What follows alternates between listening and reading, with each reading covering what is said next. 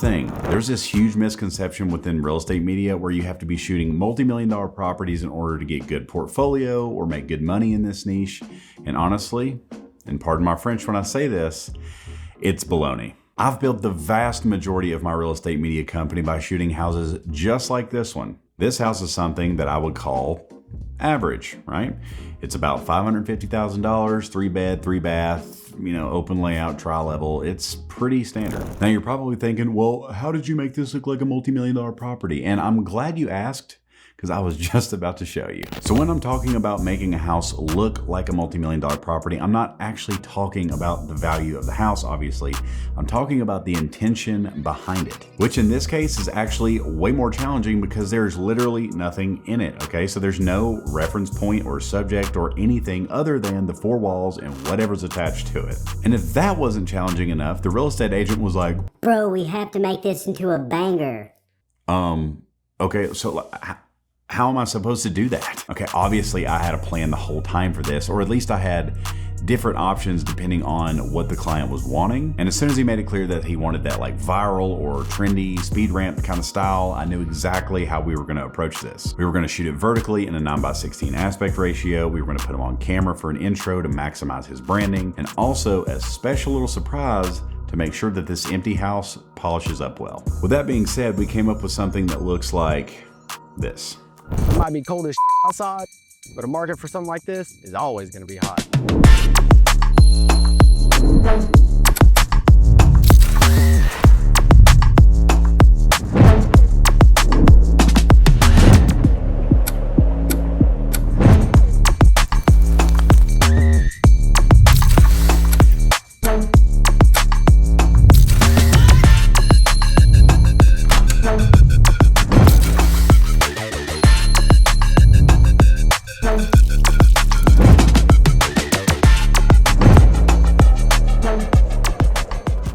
As you can see, the whole point of that video is to bring as many eyeballs to the house and the agent as possible. And well, I feel like we nailed it because we added some AI video virtual staging in there, some effects, transitions, and honestly, it's something that is perfect for social media. Now, I can already hear a lot of you through the screen saying, oh my God, I'm so sick of these super fast, speed ramp videos. You can't even tell what anything looks like in the video.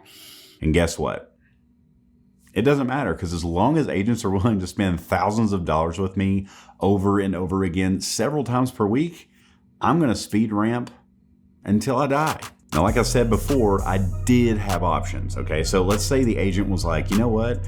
I don't wanna be in the video. I don't like that speed ramp stuff, whatever. I just want a slow cinematic video. That way I can put it on the MLS and just really show what this house is about. And if they were to pick that, I would have created something that looks like this.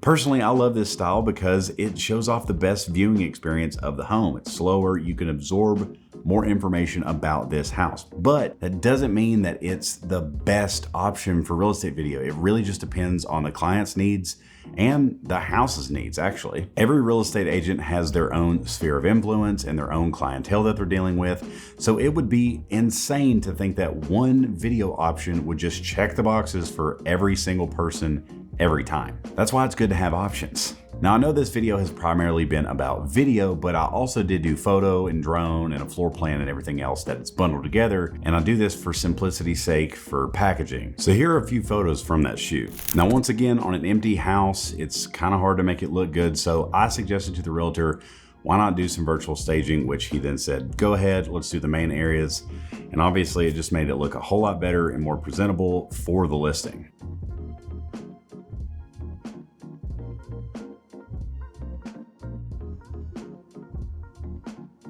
At the end of the day, real estate media is not overly complicated, or at least it doesn't have to be.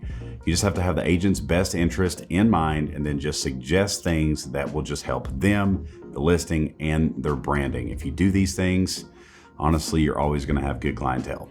Listen, I hate doing outros or whatever. I don't know what to say ever. So if you'd like to see more of me, you can find me by just clicking my name and watching more videos. And hopefully I can continue to do these as long as you guys subscribe and do all the stuff with that. So I guess this is it. See you in the next one.